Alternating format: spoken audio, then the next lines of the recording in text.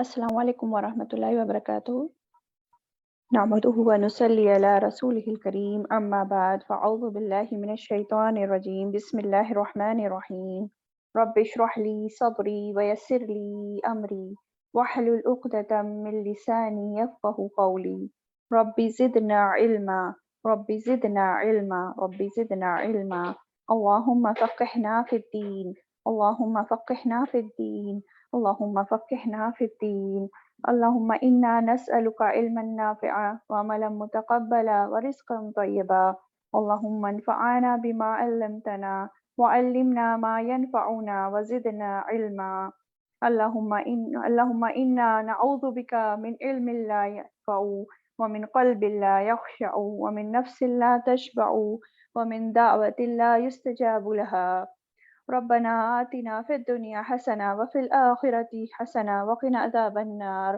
اللهم حاسبنا حسابا يسيرا اللهم حاسبنا حسابا يسيرا اللهم اجعل عملي كله صالحا واجعله لوجهك خالصا ولا تجعل لأحد فيه شيئا اللهم صل على محمد وعلى آل محمد كما صليت على إبراهيم وعلى آل إبراهيم إنك حميد مجيد اللهم بارك على محمد وعلى آل محمد كما باركت على إبراهيم وعلى آل إبراهيم إنك حميد مجيد رب يسر ولا تعسر وتمم بالخير آمین۔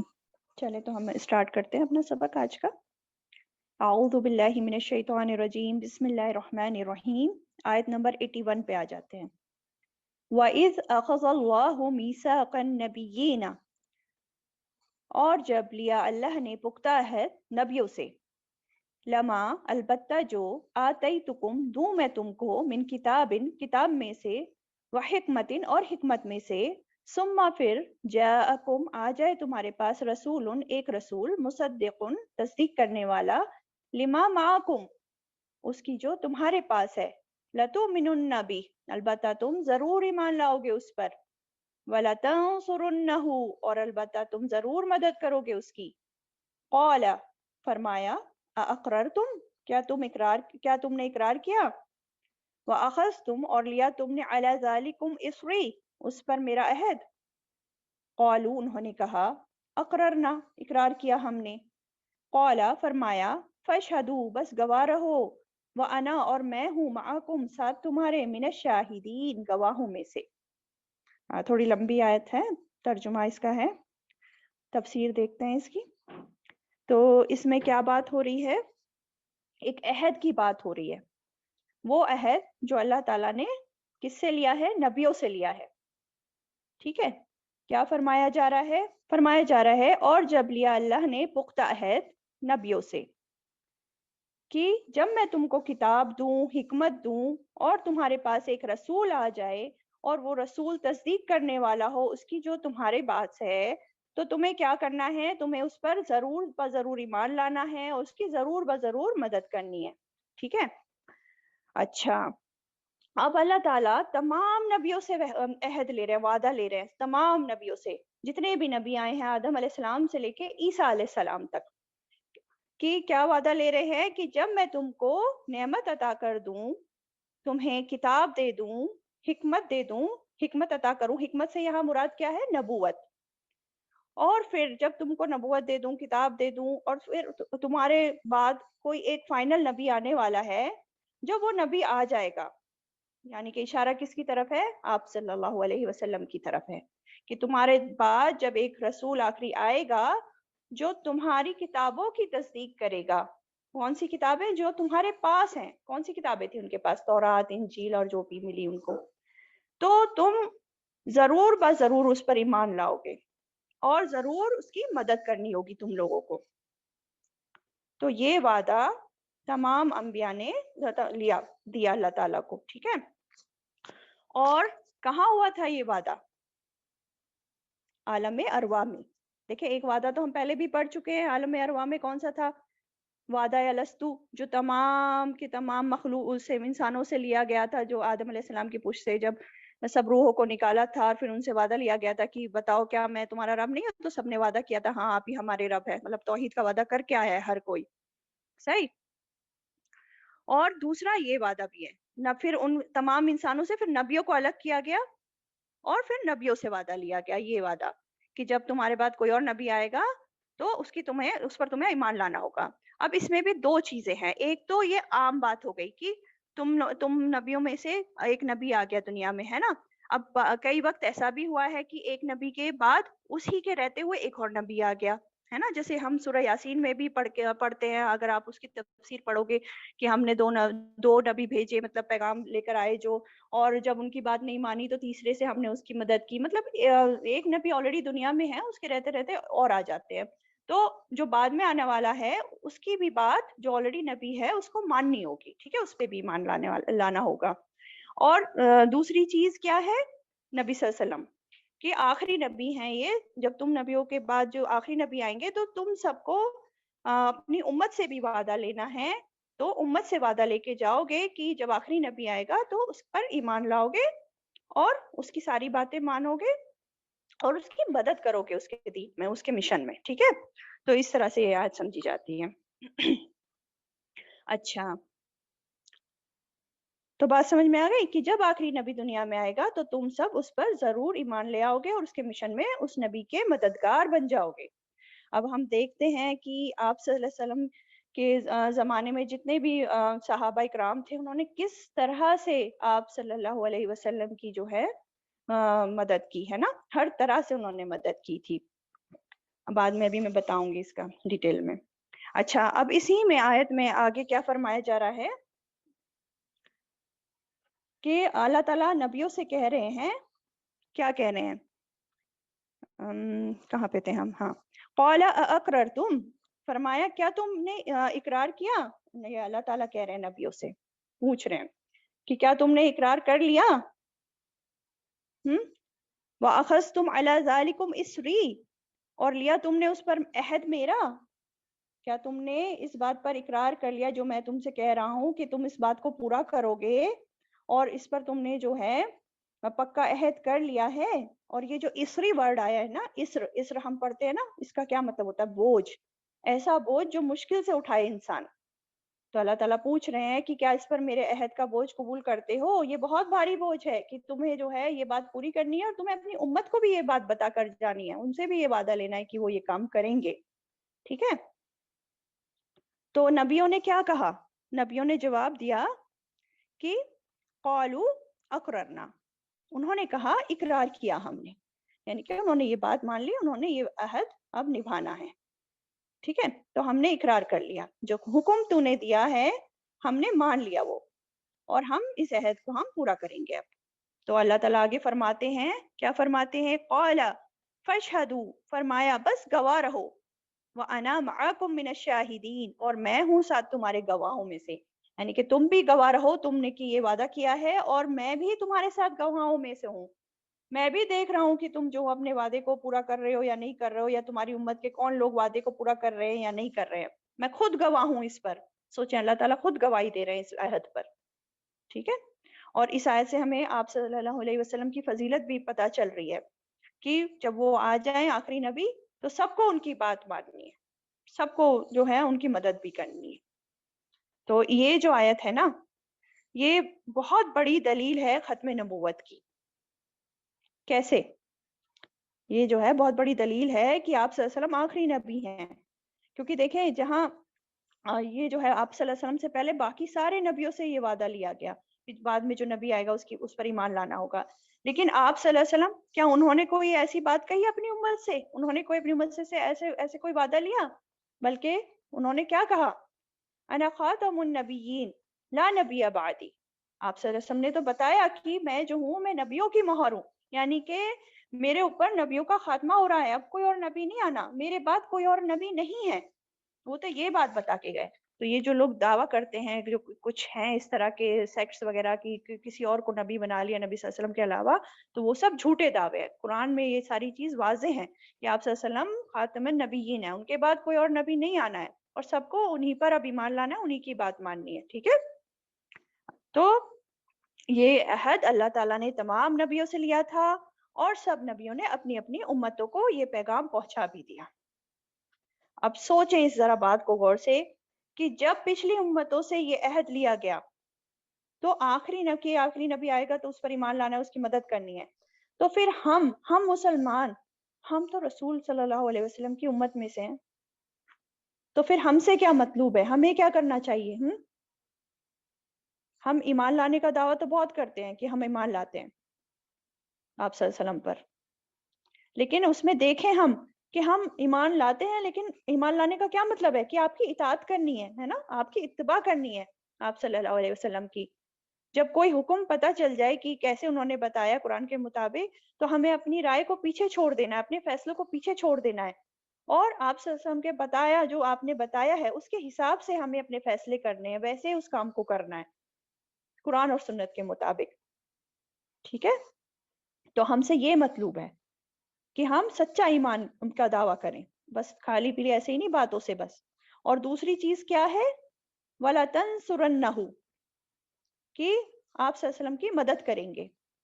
تو یہ ہم کرتے ہیں؟ اپنا اپنا جائزہ لیں، ہم آپ صلی اللہ علیہ وسلم کی کچھ مدد کر رہے ہیں آج؟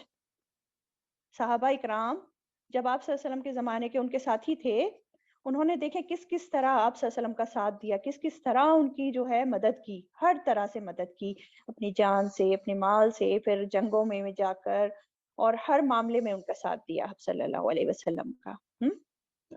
ایون مکی دور میں ہم دیکھتے ہیں جب 3 سال کے لیے بائیکاٹ ہوا تھا مسلمانوں کا آپ صلی اللہ علیہ وسلم کا شیب ابی طالب میں، تو کھانے تک کو کچھ نہیں تھا، لوگوں کو جو ہے مسلمانوں کو اور لوگوں کو جو ہے جو ان کے ساتھ تھے پتے تک پیڑوں کے کھانے پڑے تھے، لیکن کوئی بھی مطلب چھوڑ کے نہیں گیا آپ صلی اللہ علیہ وسلم کو کہ ہاں بہت ہو گیا، بہت مشکلیں جھیلنی، اب ہم سے نہیں برداشت ہوتا، کوئی نہیں چھوڑ کے گیا، ان کا ساتھ دیا اس مشکل وقت میں، ہر وقت ان کے ساتھ رہے۔ اسی طرح دیکھیں جب آپ صلی اللہ علیہ وسلم دنیا سے رخصت بھی ہو گئے تو صحابہ اکرام کیا مدینہ میں ہی رک گئے بس؟ نہیں نا، آپ کا مشن انہوں نے جاری رکھا، آپ کا پیغام وہ لے کر سب طرح دنیا میں پھیل گئے، پوری دنیا میں پھیل گئے، کوئی علم کے ساتھ، کوئی تلوار کے ساتھ، اور انہوں نے جو ہے آپ صلی اللہ علیہ وسلم کا پیغام جو ہے توحید کا پیغام پوری دنیا میں پھیلایا، اور اس طرح سے اسلام جو ہے آج ہم دیکھ رہے ہیں دنیا پر۔ لیکن ہم کچھ کر رہے ہیں، ہمارا کچھ حصہ پڑ رہا ہے، جبکہ وعدہ تو ہم نے بھی کیا، یہ پیغام تو ہم تک بھی پہنچ گیا، ہم تو کچھ نہیں کر رہے نا، تو کچھ کرنا ہوگا ہے نا، ہم بھی تو آپ کی امت ہے نا، آپ پر ایمان لاتے ہیں، تو ہم پر بھی تو کچھ فرض ہیں کہ آپ کے لائے پیغام کو، آپ کی سنتوں کو سیکھیں، پہلے سیکھنا ضروری ہے، پھر آگے سکھائیں، اس کو نشر کریں، اس کی پیروی کریں، اور اس پیغام کا دفاع بھی کرنا ہمارا فرض ہے۔ ہم کرتے ہیں کچھ بھی ان چیزوں میں سے؟ جائزہ لینا چاہیے ابھی ہمیں اسی وقت۔ تو کیا کرنا ہے ہم لوگوں کو؟ سب سے پہلے تو اپنے ایمان کی تجدید کرنی ہے، پکا ایمان لانا ہے، دل میں پورا یقین ہونا چاہیے، سچی تصدیق کرنی ہے ہمیں کہ جو کچھ بھی آپ صلی اللہ علیہ وسلم لائے ہیں وہ سب سچ ہے، حق ہے، کسی بھی قسم کا جو ہے نا شک و شبہ ہمارے دل میں نہیں آنا چاہیے یا رہنا چاہیے باقی۔ اور پھر جو عہد ہے اپنے پیغمبروں کی مدد کرنے کا، تو اس کے لیے بھی ہم تھوڑا سیریس ہو جائیں اب، ورنہ تو کیا ہے، عہد کی پوچھ ہوگی، جب اللہ تعالیٰ سوال کریں گے تو کیا جواب دیں گے ہم اللہ تعالیٰ کو؟ اس لیے ضرورت ہے کہ سنجیدگی اختیار کریں، ہم تھوڑی محنت کریں، تھوڑی قربانی کرنا سیکھیں، بس اس دنیا کی لذتوں میں نہ پھنسے رہیں، ہر وقت تھوڑا ٹائم نکالیں اس مشن کے لیے، ہے نا، اللہ کے دین کے لیے بھی، اپنے آپ پہلے خود سیکھیں اسے، اور پھر سکھائیں بھی اس کو آگے، پھیلائیں بھی اس کو آگے، ٹھیک ہے؟ چلیے نیکسٹ آیت پہ آتے ہیں، آیت نمبر 82 پہ۔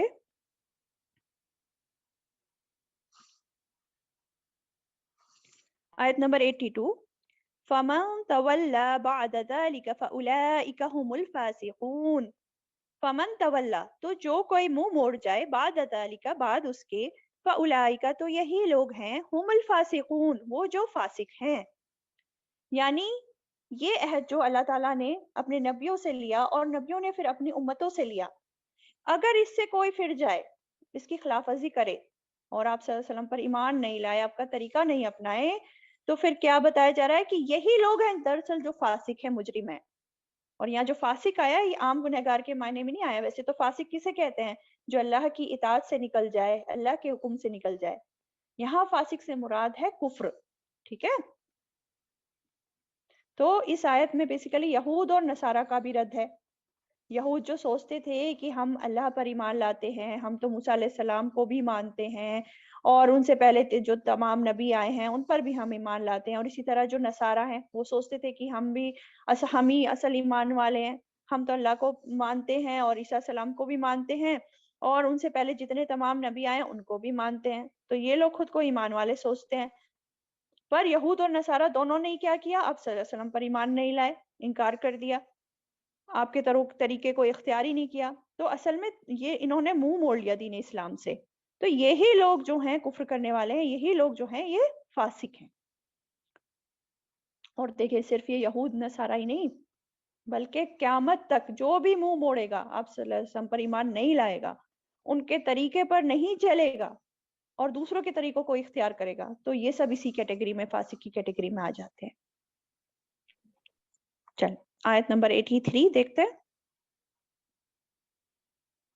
افغیر دین اللہ یبغون، کیا بھلا علاوہ اللہ کے دین کے، یبغون وہ کچھ اور تلاش کرتے ہیں، وَلَهُ أَسْلَمَ مَنْ فِي السَّمَاوَاتِ وَالْأَرْضِ طَوْعًا وَكَرْهًا، اور حالانکہ اسی کے لیے، وَلَهُ حالانکہ اسی کے لیے، أَسْلَمَ فرما بردار ہوا، من جو کوئی، فی السماوات جو آسمانوں میں ہے، والارض اور جو زمین میں ہے، طوعا خوشی سے، وکرہن اور ناخوشی سے، وَإِلَيْهِ ترجعون اور طرف اسی کے وہ لوٹائے جائیں گے۔ کیا بتایا جا رہا ہے آیت 83 میں؟ اب بتایا جا رہا ہے کہ حق پتہ چل جانے کے بعد بھی کیا بھلا وہ لوگ کوئی اور دین چاہتے ہیں اللہ کے دین کو چھوڑ کر؟ اب ان کو حق تو معلوم پڑ گیا کیا حق ہے، اس کے باوجود یہ دین اسلام کو چھوڑ کر کوئی اور دین چاہتے ہیں۔ یہاں جو بات آئی ہے نا، افغیر دین اللہ، دین اللہ اللہ کا دین، تو اللہ کا دین کون سا ہے؟ دین اسلام، وہ دین جو رسول صلی اللہ علیہ وسلم لے کر آئے، قرآن اور سنت کا دین جو وحی کا دین ہے، ٹھیک ہے؟ تو اے لوگو، اگر تم اللہ کے دین کو چھوڑ کر کوئی اور دین چاہتے ہو، تم اگر اللہ کی فرما برداری نہیں کرتے، اس کی اطاعت نہیں کرتے، تو اللہ کو تو کوئی پرواہ نہیں، اس سے تمہاری ضرورت نہیں ہے۔ کیوں؟ کیونکہ اللہ کی فرما برداری تو ہر وہ چیز کر رہی ہے جو آسمانوں اور زمینوں میں ہے، ہر چیز کر رہی ہے اللہ تعالیٰ کی فرما برداری۔ حدیث سے پتہ چلتا ہے کہ آسمان میں جو ہے 4 انگلی جگہ بھی ایسی نہیں ہے جہاں پر کوئی فرشتہ اللہ کے سامنے سجدے میں نہ پڑا ہو، اور حدیث سے ہی پتہ چلتا ہے کہ آسمان چرچرا رہا ہے، چرچرا رہا ہے، یعنی اتنے فرشتے وہاں ہیں آسمان میں اللہ کے عبادت گزار، اطاعت گزار اور سجدے میں پڑے ہوئے، کہ ان کی وجہ سے جو ہے آسمان چرچرا رہا ہے۔ تو ہر مخلوق آسمانوں کی، زمین کی سب اللہ کی تسبیح کرتی رہتی ہے،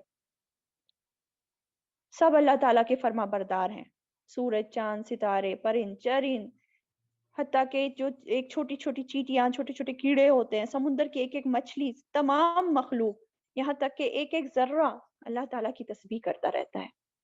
اور ہم کیا کرتے ہیں؟ قرآن پاک میں آتا ہے وَإِن مِّن شَيْءٍ إِلَّا يُسَبِّحُ بِحَمْدِهِ وَلَكِن لَّا تَفْقَهُونَ تَسْبِيحَهُمْ، سورہ بنی اسرائیل آیت 44 ہے یہ۔ کیا آتا ہے اس میں؟ کوئی چیز بھی ایسی نہیں ہے جو اللہ کی تسبیح نہ کر رہی ہو، وَإِن مِّن شَيْءٍ، کوئی بھی چیز ایسی نہیں ہے، لیکن تم نہیں سمجھتے ان کی تسبیح کو، ہمیں سمجھ نہیں آ رہی ہوتی ہے، ہمیں اتنی صلاحیت نہیں ہے کہ ہم جو ہے سن سکیں ان کی تسبیح کو، پر کر رہی ہے ہر چیز تسبیح اللہ تعالیٰ کی۔ اور دیکھیں جب سب کچھ ہی اللہ تعالیٰ کے سامنے جھکا ہوا ہے، فرما بردار ہے اللہ تعالیٰ کا، تو اس میں چند انسان اگر فرما بردار نہ بھی ہوں، نہ بھی جھکیں، تو کیا فرق پڑتا ہے؟ اللہ تعالیٰ پہ تو کوئی نہیں فرق پڑنے والا۔ اور جھکے ہوئے ہیں خوشی سے یا ناخوشی سے، طوعاً وکرہن، مطلب کچھ تو ان میں سے خوشی سے جھکے ہوئے ہیں اور کچھ ناخوشی سے بھی جھکے ہوئے ہیں۔ اب جیسے مومنوں کو لے لو، مومن جو خالص مومن ہوتا ہے تو وہ تو خوشی سے فرما برداری اختیار کرتا ہے اللہ تعالیٰ کی، اپنے دل کی خوشی سے سارے کام کرتا ہے، اطاعت گزار ہوتا ہے۔ لیکن کچھ لوگ، ان کو بھاری پڑتا ہے، مشکل پڑتا ہے، وہ مطلب ایسے ہوتے ہیں کہ ناخوش ہو کر جاتے ہیں اس طرف۔ اور کچھ تو ایسے بھی ہیں، اب مان لو جیسے آپ کہہ دو کہ کافر ہیں، کافر بھی جو ہے ایک طرح سے اللہ کے آگے جھکے ہوئے ہیں ناخوشی سے، اللہ تعالیٰ ان کو بھی اپنے آگے جھکوا دیتا ہے، پر ناخوشی سے. کیسے؟ ان کے اوپر تقدیر کے فیصلے جو ہیں ان پر نافذ کر کے. اب کافر بھی جو ہیں وہ بھی اللہ کی نے جو تقدیر ان کے لیے لکھ دی ہے اس کو بدل نہیں سکتے، ماننی ہی پڑتی ہے ان کو وہ باتیں، اس کی مخالفت کر ہی نہیں سکتے وہ. حتیٰ کہ وہ ایک اپنا سانس خود سے نہیں لے سکتے، خود سے نہیں روک سکتے، دل کی دھڑکنوں کو خود سے جو ہے چلا نہیں سکتے، خود سے روک نہیں سکتے. ہر چیز اللہ کی تقدیر کے اکارڈنگ جو ہے ان کو فالو کرنی پڑتی ہے، ناخوشی سے یا خوشی سے. ٹھیک ہے، تو ہر چیز جو ہے اللہ کی لکھی تقدیر پر ہے. سورہ نحل آیت نمبر 48 میں آتا ہے، کیا آتا ہے کہ کیا بھلا نہیں وہ دیکھتے، کیا بھلا نہیں وہ دیکھتے اس کی طرف جو پیدا کیا اللہ نے کوئی بھی چیز، جھکتے ہیں ان کے سائے دائیں سے اور بائیں سے سجدہ کرتے ہوئے اللہ کے لیے، اس حال میں کہ وہ عاجزی کرنے والے ہیں. یعنی کہ سائے تک جو ہیں دائیں بائیں جھک رہے ہیں، عاجزی کر رہے ہیں. سوچیں اللہ تعالیٰ کی مخلوق کتنی فرما بردار ہے. تو کیا خلاصہ ہوا اس آیت کا کہ تمام کائنات کا جو دین ہے نا وہ دین اسلامی ہے. ہر کوئی اطاعت کا راستہ اختیار کیے ہوئے ہے، ہر چیز اللہ کی مطیع فرما بردار ہے، ہر چیز اس کے آگے جھکی ہوئی ہے. تو اس لیے ہم انسانوں کے لیے کیا ہے، ہم انسانوں کے لیے بھی نفع اسی میں ہے کہ ہم سب بھی اللہ تعالیٰ کے آگے جھک جائیں، خوشی کے ساتھ جھک جائیں، اپنی مرضی کو اللہ کی مرضی کے تابع کر لیں. کیوں؟ کیونکہ وَإِلَيْهِ تُرْجَعُونَ، طرف اسی کے وہ لوٹائے جائیں گے. آخر میں فرمایا نا وَإِلَيْهِ تُرْجَعُونَ، سب کو اللہ کے پاس واپس لوٹنا ہے. پھر کیا جواب دیں گے وہاں پہ اگر یہاں اپنی چلاتے رہیں گے اور اللہ تعالیٰ سے ہم منہ موڑ کے رکھیں گے؟ تو غور کریں اس بات پر. وَإِلَيْهِ تُرْجَعُونَ. آیت نمبر 84 پہ آ جاتے ہیں. آیت نمبر 84، قُلْ آمَنَّا بِاللَّهِ وَمَا أُنزِلَ عَلَيْنَا وَمَا أُنزِلَ عَلَى إِبْرَاهِيمَ وَإِسْمَاعِيلَ وَإِسْحَاقَ. قُلْ آمَنَّا بِاللَّهِ، کہہ دیجئے ایمان لائے ہم اللہ پر، وَمَا أُنزِلَ عَلَيْنَا، اور جو نازل کیا گیا ہم پر، وَمَا أُنزِلَ عَلَى إِبْرَاهِيمَ، اور جو نازل کیا گیا ابراہیم علیہ السلام پر، وَإِسْمَاعِيلَ، اور اسماعیل علیہ السلام پر، وَإِسْحَاقَ، اور اسحاق، وَيَعْقُوبَ، اور یعقوب علیہ السلام پر، وَالْأَسْبَاطِ، اور اولاد یعقوب پر، وَمَا أُوتِیَ مُوسَىٰ وَعِیسَىٰ، اور جو دیے گئے موسیٰ اور عیسیٰ علیہ السلام، والنبیون، اور تمام کے تمام انبیاء، من ربہم، اپنے رب کی طرف سے، لا نفرق بین احد منہم، نہیں ہم فرق کرتے درمیان کسی ایک کے ان میں سے، وَنَحْنُ لَهُ مُسْلِمُونَ، اور ہم اسی کے فرما بردار ہیں. اب اس آیت میں اللہ تعالیٰ نے اسلام کی بنیادی عقائد کو، اصولوں کو بیان کیا ہے کہ مسلمان ہونے کے لیے کیا کرنا ہے، اور ساتھ میں یہاں عملی مثال بھی ہمارے سامنے پیش کر دی کہ ایمان کیا ہوتا ہے اور ایمان لانے والے کون ہوتے ہیں. کیا فرمایا کہہ دیجئے ہم ایمان لائے اللہ پر. یعنی کہ اگر مسلمان بننا ہے تو یہ بات کہنا ضروری ہے، لا الہ الا اللہ محمد رسول اللہ. اور کیا کہنا ضروری ہے کہ ہم ایمان لائے اللہ پر، اور اس پر بھی ایمان لائے جو ہم پر نازل ہوا. کیا نازل ہوا ہے ہم پر؟ قرآن اور سنت. ہم اس پر بھی ایمان لائے. اور کس پر ایمان لائے؟ جو ابراہیم علیہ السلام پر نازل ہوا. یہ آیت ہم پہلے بھی پڑھ چکے ہیں، ہے نا؟ پہلے پارے کے آخر میں سورہ بقرہ میں ہم نے پڑھی تھی، آلموسٹ سیم آیت تھی یہ. اور جو ابراہیم علیہ السلام پر نازل ہوا، کیا نازل ہوئے تھے ابراہیم علیہ السلام پر؟ صحیفے، ہے نا، صحف ابراہیم. اور جو اسماعیل علیہ السلام پر نازل ہوا، اب یہ تو ہمیں نہیں معلوم کیا نازل ہوا اسماعیل علیہ السلام پر، لیکن جو بھی نازل ہوا تھا، کیونکہ وہ بھی تو نبی تھے نا، وہی تو ان پر بھی آتی تھی، کچھ نہ کچھ تو نازل ہوا ہوگا ان پر بھی، تو جو بھی ہوا ہوگا ہم اس پر بھی ایمان لاتے ہیں. اور اسحاق علیہ السلام پر جو بھی اتارا ان پر، اور یعقوب علیہ السلام پر جو بھی اتارا گیا، اور جو اولاد یعقوب پر اتارا گیا. یعنی کہ اولاد یعقوب علیہ السلام میں آگے چل کر جتنے بھی پیغمبر آئے ہیں ان پر اللہ تعالیٰ نے جو بھی اتارا ہے ہم سب کو مانتے ہیں. ٹھیک ہے، اور اس کو بھی مانتے ہیں جو موسیٰ علیہ السلام اور عیسیٰ علیہ السلام کو دیے گئے. اب یہاں دیکھیں انزلہ سے کیا ہو گیا؟ اوتیا، دیے گئے. عیسیٰ علیہ السلام، موسیٰ علیہ السلام کو تورات اور انجیل تو ملی تھی، لیکن ساتھ میں معجزات بھی ملے تھے نا، تو ہم ان معجزات کو بھی مانتے ہیں.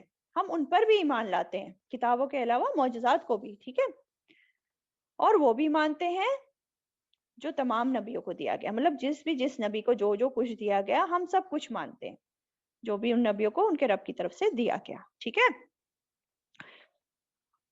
لا نفرق بین احد منہم، اور آگے فرمایا یہ بھی کہو کہ ہم ان میں سے کسی کے بھی درمیان فرق نہیں کرتے، یعنی کہ ہم تو دیکھو سب کو مانتے ہیں، سارے نبیوں کو مانتے ہیں، ان پر جو جو اتارا گیا، جو جو نازل کیا گیا، جو جو ملا ان کو، ہم ان کو سب کو مانتے ہیں، سب پر ایمان لاتے ہیں، اور ہم تو کسی بھی طرح کے تعصب کا شکار نہیں ہیں. تو یہ بات اہل کتاب کو سمجھائی جا رہی ہے، دیکھو تم بھی تعصب مت کرو، تم تو تعصب برتتے ہو جو کہ نبی صلی اللہ علیہ وسلم کو جو ہے ہمارے پیغمبر کو نہیں مانتے ہو، ہم تو تمہارے پیغمبروں کو مانتے ہیں. وَنَحْنُ لَهُ مُسْلِمُونَ، اور ہم اسی کے فرما بردار ہیں اللہ تعالیٰ کے. یہ بھی کہنا ہے وَنَحْنُ لَهُ مُسْلِمُونَ، ہم اللہ تعالیٰ کے فرما بردار ہیں. کیسے؟ زبان سے بھی، دل سے بھی، اپنے اعمالوں سے بھی، اسی کے لیے ہم مسلمان ہیں ہم. سوچیں ذرا. چلیں آیت 85 پہ آ جاتے ہیں. آیت 85 میں کہا جا رہا ہے وَمَن يَبْتَغِ غَيْرَ الْإِسْلَامِ دِينًا، وَمَن يَبْتَغِ، اور جو کوئی چاہے گا، غیر الاسلامی، سوائے اسلام کے، دینا کوئی دین، فَلَن يُقْبَلَ مِنْهُ، تو ہرگز نہیں وہ قبول کیا جائے گا اس سے، وَهُوَ فِي الْآخِرَةِ مِنَ الْخَاسِرِينَ، اور وہ آخرت میں خسارہ پانے والوں میں سے ہوگا. دیکھیں اب سارے انبیاء جو بھی دنیا میں آئے ہیں سبھی جو ہیں اسلام کا پیغام لائے، ان کا دین کیا تھا؟ اسلامی تھا، مسلمان ہی تھے وہ سب، ہے نا. لیکن جب ان کے نبی چلے گئے تو لوگوں نے کیا ہے ان کے جانے کے بعد پھر یہ فرقہ واریت شروع کر دی اور الگ الگ نام رکھ ڈالے اس دین کے. کسی نے یہودی کہہ دیا، کسی نے کہا کہ ہم نصارہ ہیں، اور جو ہے انہوں نے اصل اسلام کو موڑ توڑ دیا. لیکن پھر نبی صلی اللہ علیہ وسلم آئے اور دین اسلام کو انہوں نے پھر سے ریوائیو کیا، اور اللہ کا دیا ہوا نام پھر سے رکھا جو اللہ نے بندوں کے لیے پسند کیا تھا، اسلام. ہاں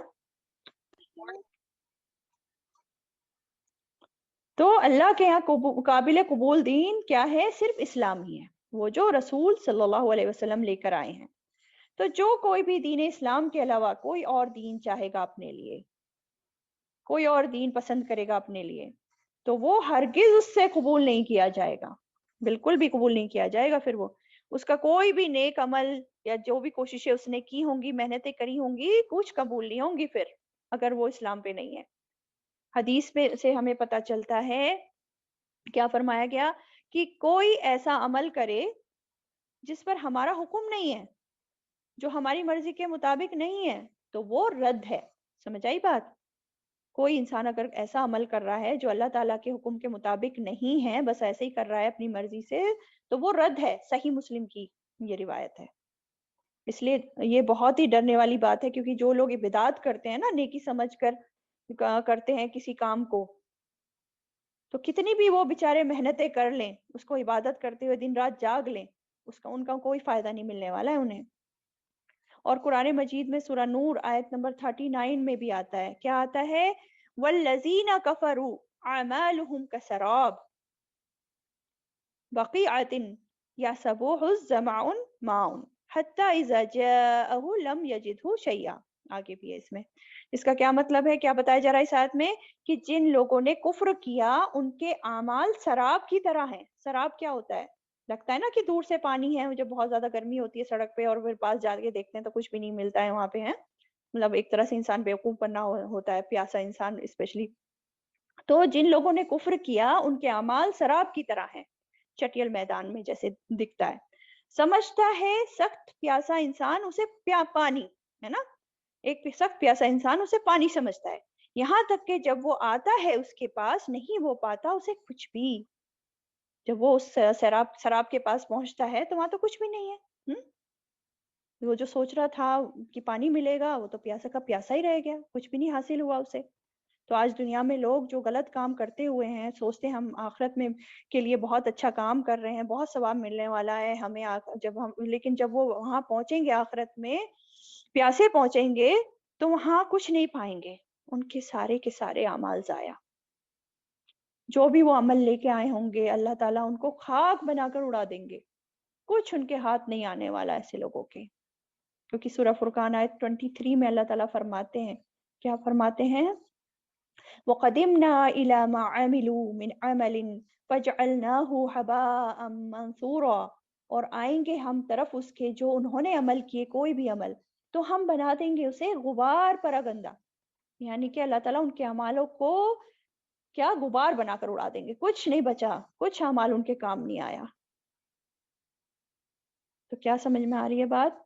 اب جیسے یہودی اور نصارہ ہیں، مان لو اگر وہ شرک نہیں کرتے، اللہ کے ساتھ کسی کو شریک نہیں ٹھہراتے، خالص توحید پر رہتے ہیں اور اللہ کی عبادت خوب کرتے ہیں، اور وہ موسیٰ علیہ السلام اور عیسیٰ علیہ السلام کے پاس جو صحیح تعلیمات آئی تھیں، جو اوریجنل فارم میں اگر کہیں سے ان کو وہ مل بھی جائیں اور ان کو وہ فالو کریں، دن رات وہ عبادتیں کرتے رہیں، لیکن اگر وہ لوگ رسول صلی اللہ علیہ وسلم کو نہیں مانے، یعنی کہ قرآن و سنت کو نہیں مانے، ان کے پیغام کو نہیں مانے، تو ان سے وہ جو کر رہے ہیں نا اتنی محنتیں، ہرگز نہیں قبول کی جائیں گی، بالکل بھی قبول نہیں کی جائیں گی، اسی طرح غبار بنا کر اڑا دی جائیں گی.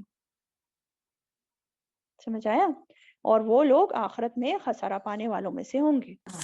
وَهُوَ فِي الْآخِرَةِ مِنَ الْخَاسِرِينَ. نقصان اٹھائیں گے وہ لوگ آخرت میں. کس چیز کا نقصان؟ اپنی جان کا، اپنے مال کا، اپنے اہل و عیال کا. جان کا نقصان کیسے؟ کیونکہ دیکھیں دنیا میں جہاں انہوں نے اپنی جانیں کھپائی تھیں، اتنی محنتیں کری تھیں، قربانیاں کی تھیں، وہاں پہ جب پہنچیں گے تو دیکھیں گے کچھ بھی قبول نہیں ہوئی، کوئی فائدہ نہیں آئی. جو بھی مال لگایا تھا انہوں نے، جس راستے میں اتنی چیریٹیز کی انہوں نے، کچھ قبول نہیں ہوا، سب بیکار. اور اہل و عیال، اگر اہل و عیال جو ہیں ان کی صحیح راستے پہ نہیں رہے تو بیچارے وہ بھی خسارہ میں. اور اگر اہل و عیال مسلمان بن گئے تھے تو قیامت کے روز کیا ہوگا؟ ان کو ان کے اہل و عیال سے جدا کر دیا جائے گا، کیونکہ یہ تو غلط راستے پر ہی رہے نا، تو اہل و عیال سے بھی جدائی پڑ جائے گی اس دن. تو دیکھیں کتنی بڑی محرومی ہے، آخرت کا خسارہ ہے. کیوں؟ کس بات کے لیے؟ کیونکہ ایمان جس طرح لانے کو کہا گیا یہ نہیں لائے. رسول صلی اللہ علیہ وسلم کو نہیں مانا ان لوگوں نے، ان کا طریقہ نہیں اپنایا، قرآن اور سنت پر نہیں چلے، یہ لوگ اپنی منمانی کرتے رہے. تو یہ مسلمانوں کے لیے بھی، ہمارے لیے بھی وارننگ کی بات ہے. صرف نام کے مسلمان ہونے سے نہیں کام چلے گا جب تک طریقہ زندگی دین اسلام جو ہے اس کے مطابق نہ ہو جائے، نبی صلی اللہ علیہ وسلم کے طریقے کے حساب سے نہ ہو جائے.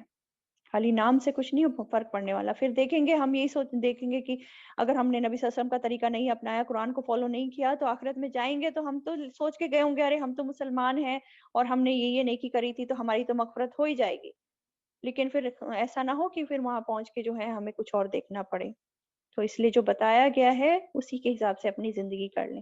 خسارے سے بچنا ہے تو آج ہی ہم سچے مسلمان بن جائیں، دین اسلام پر صحیح طرح سے چلنا شروع کر دیں، ہم سبھی، آپ بھی اور میں بھی. قرآن اور سنت کو جو ہے مضبوطی سے پکڑ کر اس کو فالو کرنا شروع کر دیں آج ہی سے، پتہ نہیں کب موت آ جائے.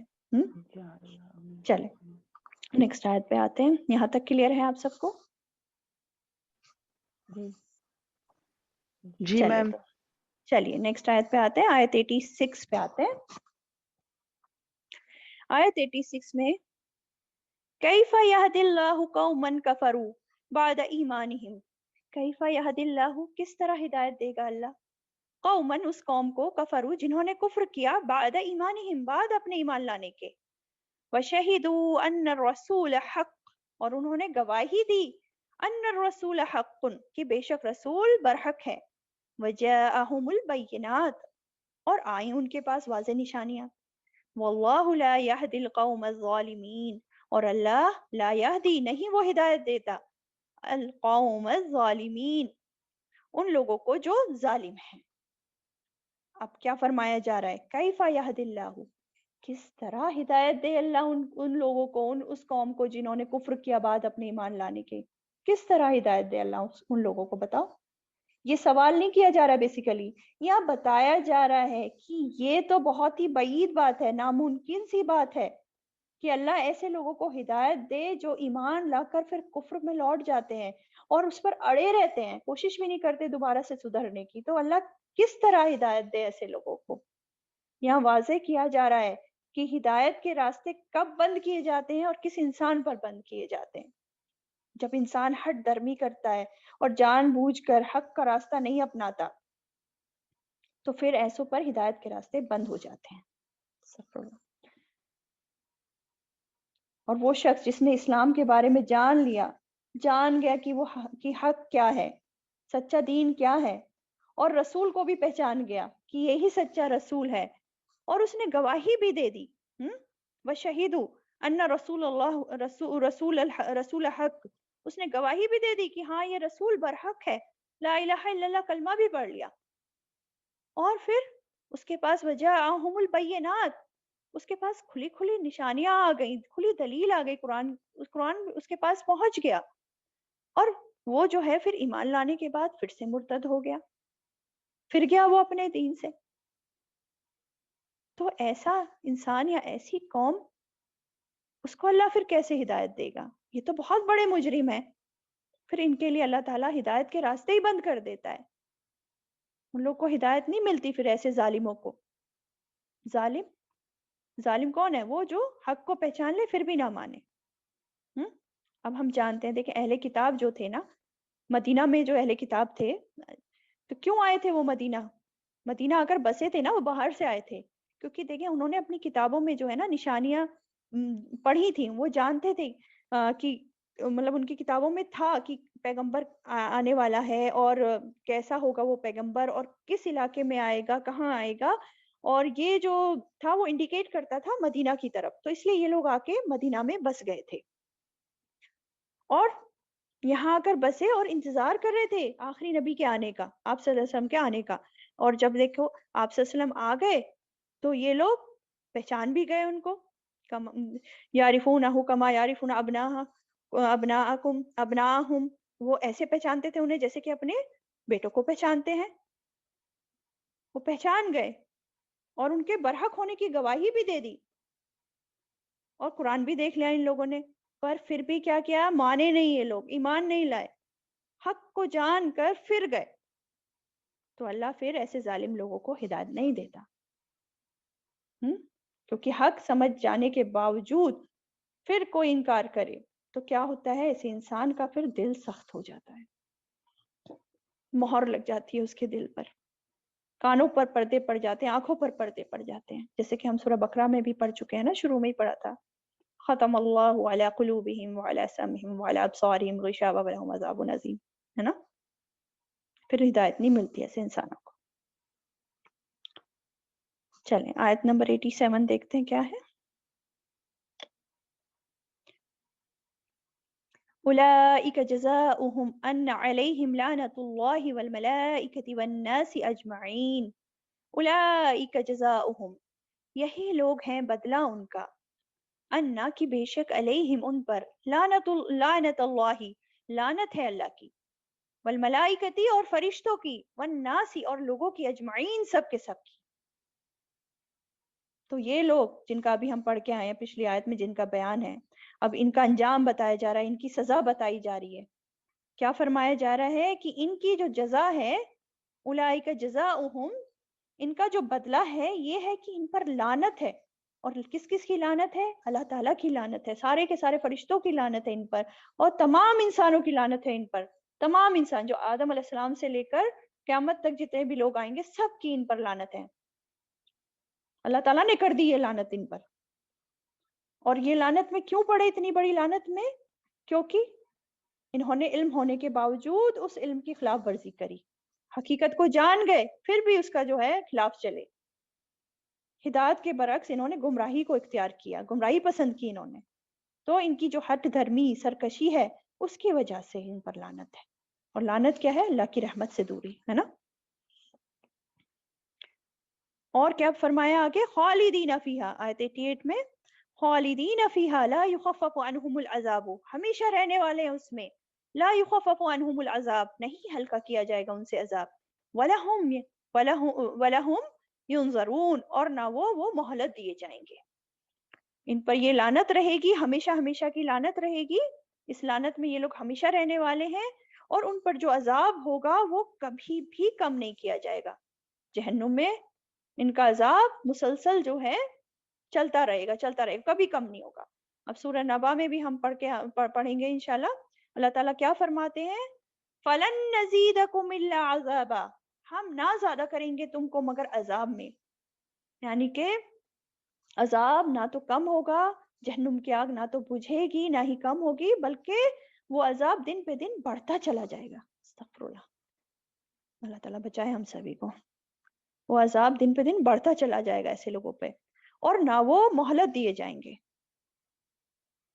تھوڑی سی بھی مہلت نہیں ملے گی ان کو کہ ہاں تھوڑی دیر کے لیے عذاب ان سے ٹل جائے، تھوڑی دیر سکون میں آ جائیں۔ کیا ہے کہ یہ لوگ جو ہیں جہنمی لوگ جہنم کے دروگا سے کہیں گے کہ تم دعا کرو، پکارو اپنے رب کو کہ تمہارا رب ہمارے عذاب میں سے صرف ایک دن کی کمی کر دے، صرف ایک دن کی۔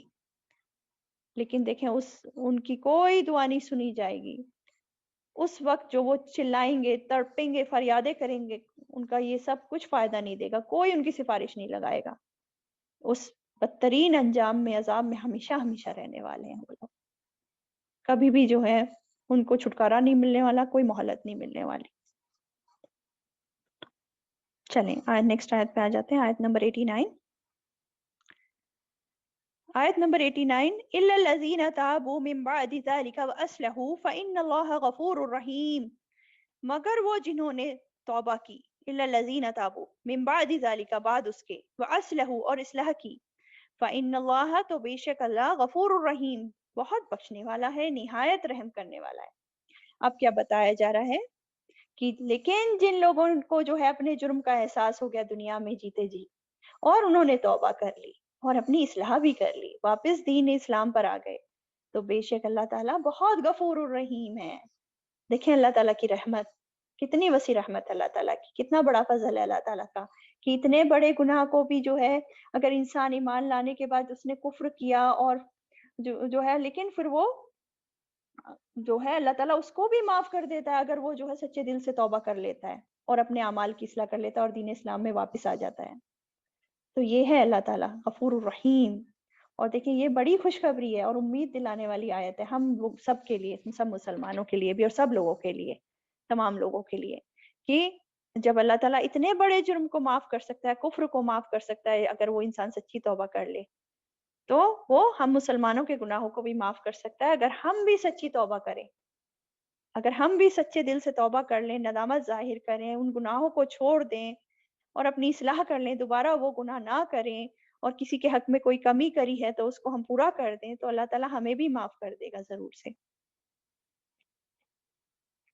اور ایک حدیث سے ہمیں پتہ چلتا ہے نسائی کی، ابن عباس فرماتے ہیں بیسیکلی کیا تھا کہ مدینہ میں انصار میں سے ایک آدمی نے پہلے اسلام قبول کیا، لیکن پھر وہ مرتد ہو گیا اور مشرکوں سے جا ملا وہ آدمی، لیکن کچھ عرصے بعد کیا ہوا نا، اس کو اپنی غلطی کا احساس ہو گیا اور وہ بہت پریشان ہوا، تو اس نے اپنے قبیلے کے لوگوں سے کیا کہا کہ تم جاؤ نبی صلی اللہ علیہ وسلم کے پاس اور پیغام پہنچوایا کہ میں اسلام میں لوٹنا چاہتا ہوں، تو کیا میری توبہ قبول ہو سکتی ہے؟